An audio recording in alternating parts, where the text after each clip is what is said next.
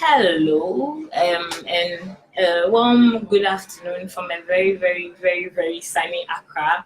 My name is Edith Esinam Asamani. I'm a Global Partnership for Education Youth Advocate. I'm a Women Deliver alumni and the chair of the African Youth and Adolescent Network in Ghana. That was a mouthful. I work in Ghana, the land of rich chocolates, which I'm sharing with everyone today because today is International Youth Day. So come get a piece of Ghanaian chocolates. Happy International Youth Day to every single person, especially to the young people and to the young at heart. We the youth.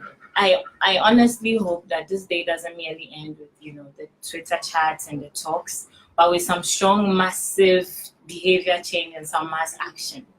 I must say I'm very excited to be among the last lap of youth advocates or on the ongoing Not My School campaign, because I mean for the past week we've heard from fellow youth advocates about how we can create safe spaces for youth, especially girls, spaces which are free, absolutely devoid of gender-based violence. So I'm here today to speak on why it is important to empower girls in the fight against school-related gender-based violence.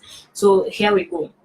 I think it is important to start thinking on how we start creating those spaces. So I am going to propose approaches rather than solutions, so that based on those approaches you can derive or create context specific solutions based on where you are, based on geographical and other factors.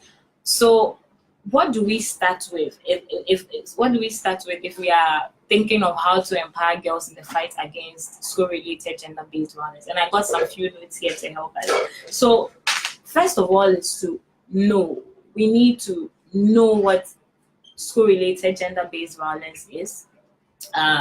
Not just us, but essentially let girls know what school-related gender-based violence is. Let boys know what SRGBV is, so that they can identify them and stand up for themselves when they feel the threat of violence or they're actually going through it. It is extremely helpful to define school-related gender-based violence, because most boys and girls are facing threats of school-related gender-based violence, or even going through the actual violence, but do not know what is happening to them. And that's dangerous. Not knowing that something is wrong and going through it is suicidal. And it is the reason why we should know. So what is SRGBV? I'm sure awesome people like Leroy and the rest have explained what SRGBV is, but just to refresh our memory, they are every form of act, every act or threat of physical or psychological or even sexual violence that occur in and around schools and are perpetrated as a result of gender norms and stereotypes. So that is what we essentially call SRGBV. So school-related gender-based violence attacks human rights. It attacks both the basic human right of education and also attacks the basic human right to life. That is, we all have the right to live a life with dignity and respect and free from bodily harm and emotional harm. So immediately a girl or boy goes through gender-based violence in the place where they are supposed to be protected, in the school, where we are supposed to be raising gender champions, then we do have issues. And school-related gender-based violence can actually take place in or around the classroom. It could take place in empty classrooms. It could take place in toilets in schools. It could even take place during travel to and from school. Just to give more examples, it can take the form of exploitation or discrimination by teachers, by staff, by peers, talk about sexual advances that are unprovoked, talk about molestation, and even talk about bullying girls because of menstruation. If you have ever done that, you have perpetrated the act of school-related gender-based violence. And these are but a few examples. And I'd like you at this point in the comment section, because I'm talking so much and I don't want to talk alone. So in the comment section, just share some school-related gender-based violence examples that you or some other person has experienced, but you have overlooked, very simple things that constitute violence. So just to go on, traditionally we know that girls tend to be more vulnerable to such violence. Sexual harassment, rape, bullying often go unreported because a lot of girls either end up blaming themselves for, sometimes the claim is that they are wearing short clothes. There are so many reasons why girls blame themselves or people blame girls themselves, or they do not have safe spaces to talk about such violence. This puts girls at the forefront of the fight against school-related gender-based violence. I mean, since girls suffer it, then obviously girls should be empowered to fight it, and we should be able to support systems that will allow girls to talk about school-related gender-based violence. We should create the platforms where girls can talk about this kind of violence and it is dealt with. So whilst we take some time to think about what we have talked about already, I want us to go to, okay, so we know now what school-related gender-based violence is. What's next? What next? So for me, I think the most powerful tool is that our solutions, I hope you can say, right, okay, that we have solutions that focus on girls themselves. We need to ensure that the girls who are at risk of violence or actually face violence are the focus or central point of solutions that are proposed. This means that you are literally providing a safe space for the girls to operate. You are providing girls with sexual and reproductive health rights, information, and training.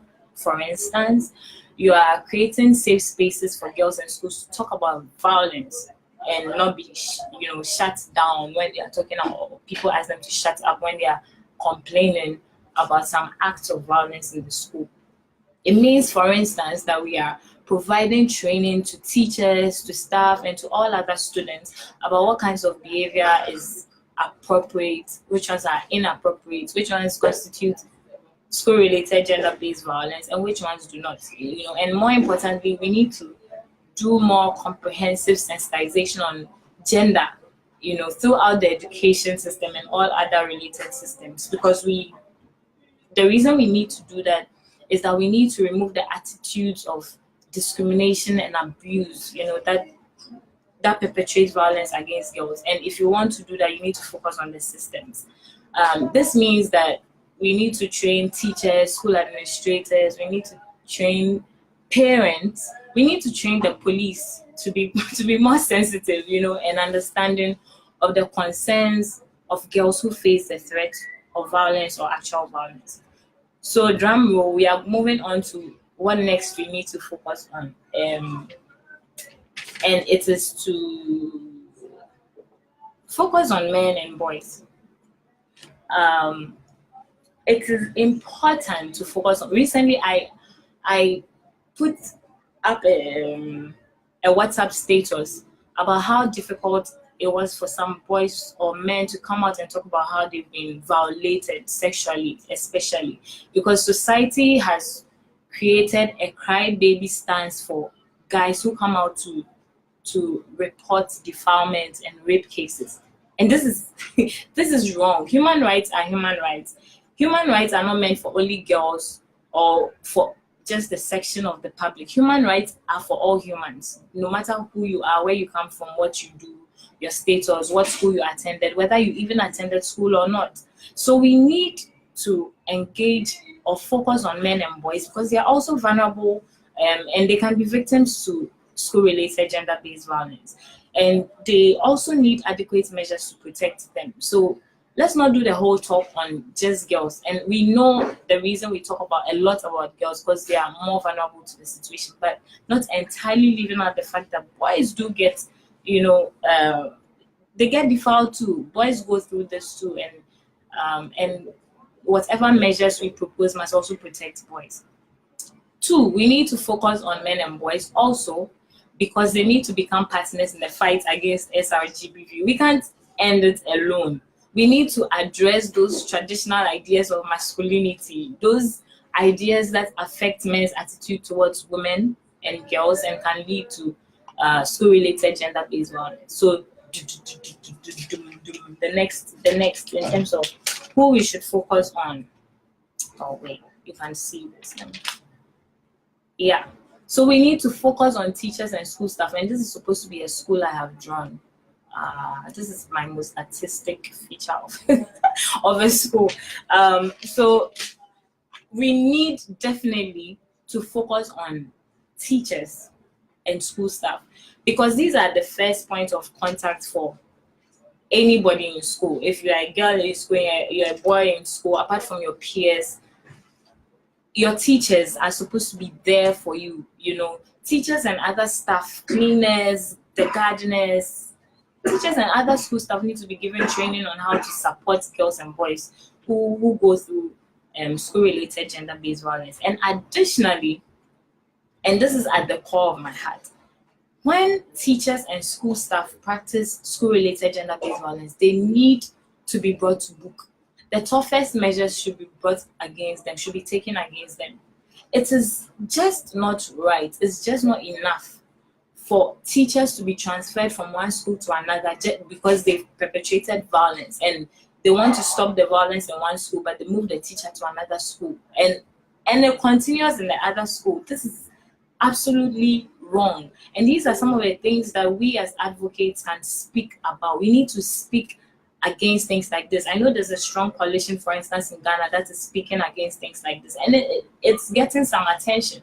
So we need to speak against the systems that just lead to transfer of teachers who perpetrate school-related gender-based violence. All right. Next, I don't know if you already have some thoughts on what the next base of focus should be, but for me, it should be the system. Yeah, another artistic version of what a system could be, but we need to fix the system. How do we fix the educational system? Young advocates like yourself, myself, we need to advocate for a gender-responsive education sector plan. This is an important step in ensuring that, you know, school-related gender-based violence is completely eliminated from the education system, because if we have education sector plans, and mind you, the sector plans are supposed to be governing or guiding how education should be rolled out in various schools. So if these plans are gender responsive, then automatically we should be expecting that actions will be taken to, based on some very good gender analysis of the sector, respond to the needs of girls and boys accordingly. You know, so let's fix the systems.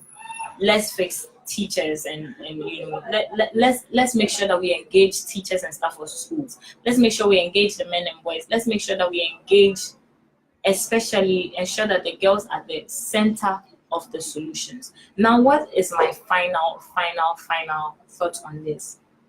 We cannot do this if you and I, you and me do not act. And this is supposed to represent the youth energy moving up. Yeah, if you have any better ideas of art, please do share with me. But you and I must act as if ending school-related gender-based violence depends on us. You know, as girls, girls or young women, we need to support each other.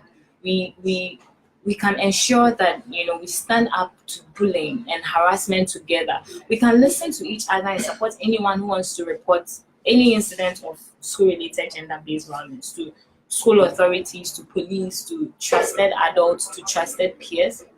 You know, we can also campaign, do some form of campaign and publicity within and outside of our schools to create schools that are a safe haven from school-related gender-based violence. Because, like I said earlier, education is our basic right, but safety is also a right, and we need to ensure that the system that is supposed to protects us. You know, girls need to feel safe in school. So there's so many reasons why girls drop out of school, and we obviously do not want violence to be another reason. And once we are able to clear the cause of violence, we'll be able to control some other things that stop girls from, you know, benefiting fully from school or sustaining themselves in school the whole time. So on this note, let's support in any way we can, even if virtually. Let's support organizations such as the Global Partnership for Education, such as ONGE, such as Plan International, AFRIAN, which are trying to empower girls and boys in the fight against, school-related gender-based violence. So I hope you did enjoy this. I hope you have a lot to share. Hit the like and share buttons if you enjoyed this video and you think it's relevant. And make sure that you're taking your own action on social media. Post something, write something, and make sure you use the hashtag #NotMySchool. Thank you so much.